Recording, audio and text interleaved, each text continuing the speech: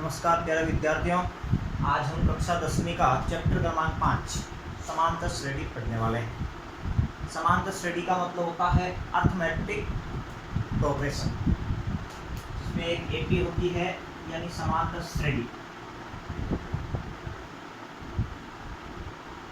जिसको हम एपीडी कहते हैं, अर्थमेटिक प्रोग्रेशन। एपी के अंदर एक होता है प्रथम पद,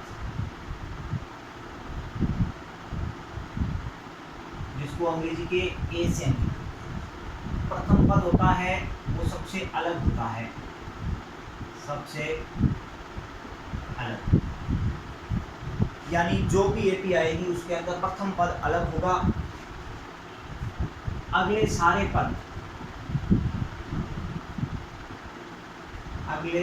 पद समान अंतर से होंगे।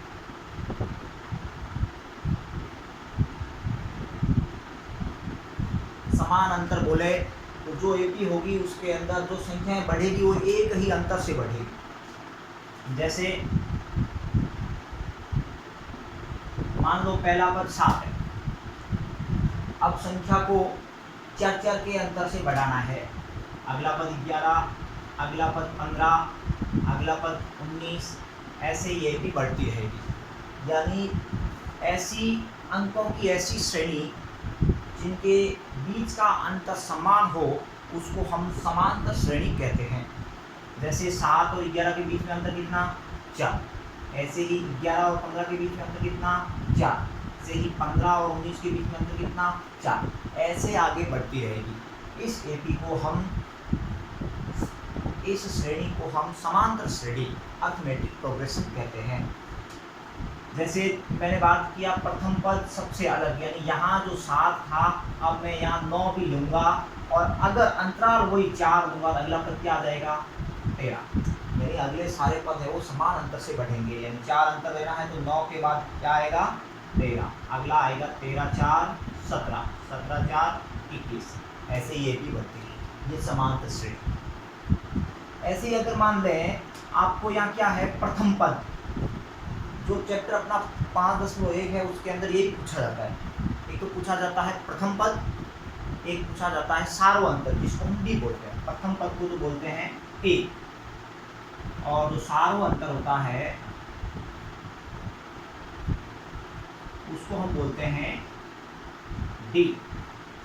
सार्वअंतर दो पदों का अंतर, अगले पद में से अगर पिछला पद घटा देते हैं तो जो संख्या प्राप्त होती है वो उस एपी का सार्वअंतर कहलाता है।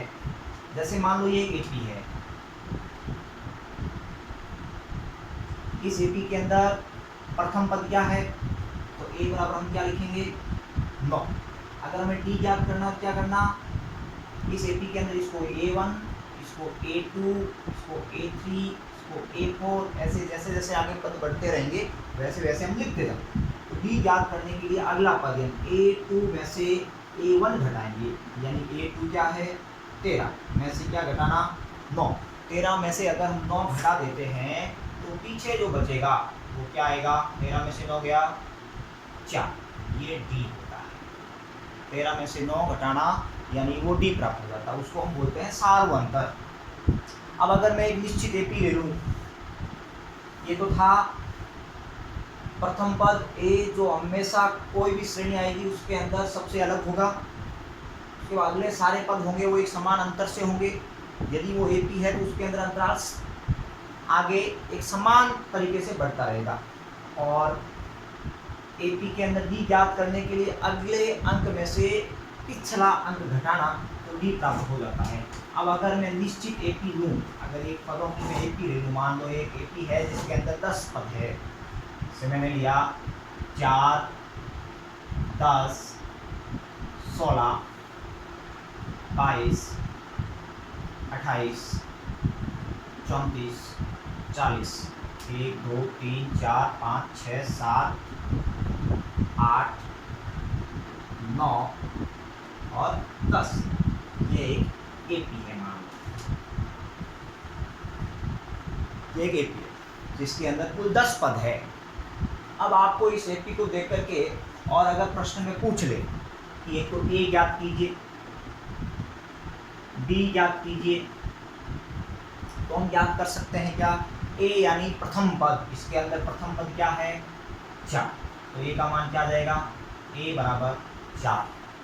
अगर हमें ज्ञात करने का बोलेगी डी, तो डी यानी क्या, डी बराबर अगले पद, ये A1 है, A2, A3, A4, A5, A6, A7, A8, A9 और A10। कुल कितने पद हो गए, 10। 10 में अगर हमें डी ज्ञात करना है तो कोई दो पदों का अंतर, अगले पद में से पिछला पद घटाना।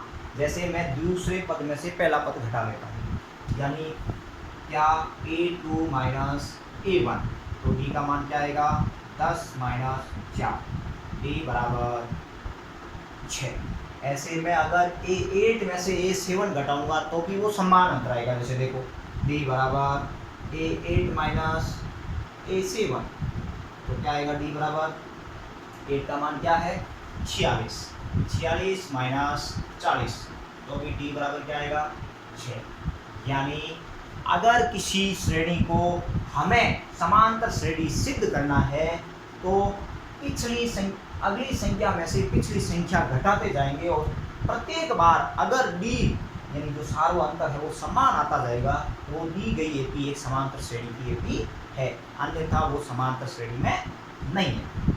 अब इसके अंदर कुल 10 पद है, तो पहले पद को हम बोलते हैं ए, अंतिम पद को हम क्या बोलते हैं, जिसको हम लास्ट पद बोले हैं उसको हम कहते हैं ए एन। क्या कहते हैं, ए एन। अंतिम पद को हम बोलते हैं ए एन। ए एन बोले तो लास्ट पद, इसको हम एल से भी लिख सकते हैं, ए एन या एल यानी लास्ट पद। अब यहाँ ए एन या एन का मान है 10, यानी 10वां पद। 10वां पद क्या है 58। अगर हमें यहाँ n का मान ज्ञात करना हो और ऐसी श्रेणी दे रखी हो तो भी हम आगे विस्तृत अध्ययन जब करेंगे प्रश्नावली के अंदर, तब ये जो एक आधारभूत जानकारी है वो समांतर श्रेणी की, वो हम इसके अंदर क्या है, एक तो हमें ए का ज्ञान होना चाहिए, एक हमें डी का ज्ञान होना चाहिए, एक हमें अंतिम पद का ध्यान में होना चाहिए, एक हमें ये ध्यान होना चाहिए कि ये एपी है या नहीं, ये कैसे ज्ञात करना। जो आपका चैप्टर 5.1 है उसके अंदर यही है सारा। जैसे अब मैं 5.1 की और चुनूँ तो उसके अंदर यही बताया हुआ है। 5.1 के अंदर जो पहला प्रश्न है आपके, उसके अंदर ये श्रेणी दे रखी है। जैसे मान लो श्रेणी है क्या, 4, 9, 14, 19 ऐसे दे रखी है। आपको पूछ लिया ए और डी ज्ञात कीजिए, तो आपको क्या करना है, इस श्रेणी को देख करके और ए लिखना सबसे पहले। ए मैंने अभी आपको बताया, ए यानी क्या, प्रथम पद। इसमें प्रथम पद क्या है 4, यानी ए हो गया 4। अब हमें ज्ञात करना है डी, तो डी कैसे ज्ञात करेंगे, अगले पद में से पिछला पद घटाना, यानी 19 में से 14 घटा सकते हैं, 14 में से 9 घटा सकते हैं, या 9 में से 4 घटा सकते हैं।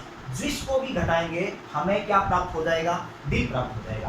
तो मैं यहाँ A2 में से ए घटा रहा हूँ, A2 माइनस ए, यानी दूसरे पद में से प्रथम पद को घटाया, A2 माइनस ए, यानी क्या आया 9 माइनस 4, यानी डी बराबर क्या गया 5। ये आपका पहला प्रश्न, जो आपकी 5.1 प्रश्नावली है उसका पहला प्रश्न यही है कि डी और ए ज्ञात कीजिए। और आपके बोर्ड एग्जाम में भी ये 1 नंबर का प्रश्न अक्सर पूछ लेते हैं कि दी गई समांतर श्रेणी में ए और डी ज्ञात कीजिए। तो ए सीधा पहला पद लिखना होता है और डी अगले पद में से पिछला पद घटाना होता है। अब अगर आपको ऐसी एक एपी दे दे, दूसरा प्रश्न ऐसा ही है, ये तो जो था वो पहला प्रश्न था। दूसरा प्रश्न क्या है, वो है एक समांतर श्रेणी दे रखी होगी, जैसे 5, 11, 17, ऐसे आपको एक एपी दे दी और इस एपी के आधार पर आपको बोल दे ए और डी ज्ञात करते हुए अगले 4 पद ज्ञात कीजिए। ए और डी ज्ञात करते हुए अगले 4 पद ज्ञात करना। तो अगले 4 पद कैसे ज्ञात करेंगे, तो देखो सबसे पहले ए लिखना। ए क्या है, यहाँ पहला पद बोले तो 5, ए यानी 5। डी कैसे याद करेंगे? डी बराबर, तो अगले पद में से यानी A2 में से A घटाना,